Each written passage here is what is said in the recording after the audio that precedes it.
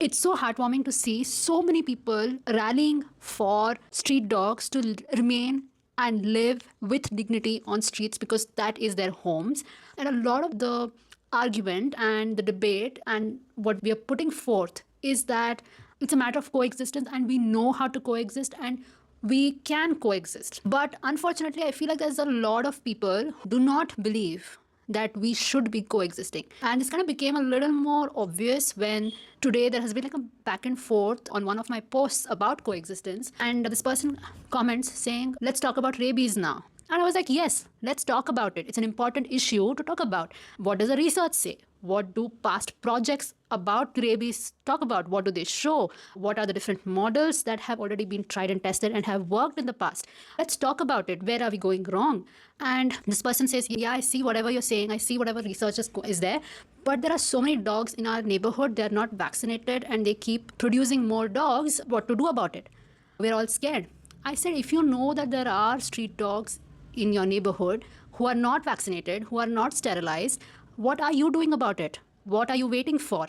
And this person says, I'm waiting for government to do their job. But let's remember that street dogs are community animals. They belong to the community, which means that part of their caregiving and their care resides on the community too. You can call up your municipal corporation. You can reach out to your nearby welfare organizations to understand how to go about the situation if you don't know. I reach out to my rescuer friend all the time because I don't know that part of this world. So I need support. There are people who are ready to help you if you are ready to take that step. But we seem to not want to do it. I said that government and municipal corporations cannot do this on their own.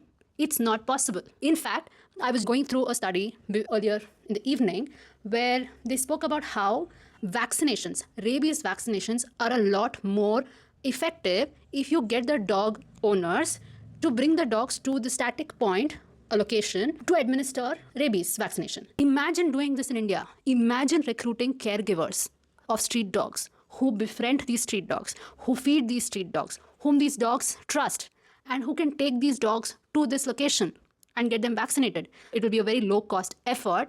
It will also take care of high coverage of vaccinations of street dogs. But we don't want to do the dirty community work. And when I suggested that you are part of community, you should be taking effort for community. And this person says, that's a lot of work. I'm not interested in putting my money and effort and time into this. Isn't it just better to eliminate the dogs altogether to address the situation? And that's where the problem lies, that people don't want to coexist. We don't want to put in effort into our community unless there's some gain for us, unless we profit off of what we want to do. We have lost the art of being part of community and knowing what coexistence is. Coexistence doesn't mean you need to like every person on your street. It doesn't mean that you need to like every animal on your street, or your birds, or your insects, bugs, plants. It just means that I know you're there, I'm here too. I don't like you, you may not like me, but we will still be here and learn to respect each other. That is coexistence. But we don't want that. It's so unfortunate that we come back and ask the people who are offering their service to community, putting in their time, their money, their investment, their mental health, mental space, their resources into caring for the community, into their duties and responsibilities towards the community. And you turn back and ask the same people, what are you doing? Talk about rabies now? Yes, I will talk about rabies now because I got my street dogs vaccinated. What did you do? We don't vaccinate our dogs. We don't sterilize them, but we will complain about rabies. We will complain about population. And we'll wait for government to turn up as a messiah to save us all. It's important that we turn up for communities, offer our services to communities, not for profit, but because that community belongs to us and we belong to the community. And I'll be honest, there are people who may not like coexistence, but you as an individual, as a single person, will not be able to thrive. Every single species evolved on cooperation within their species, between different species.